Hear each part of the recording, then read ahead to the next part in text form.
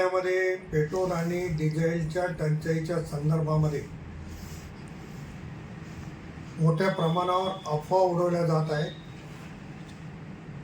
माननीय जिल्हाधिकाऱ्यांनी या संदर्भामध्ये त्यांचं आवाहन देखील केलेलं आहे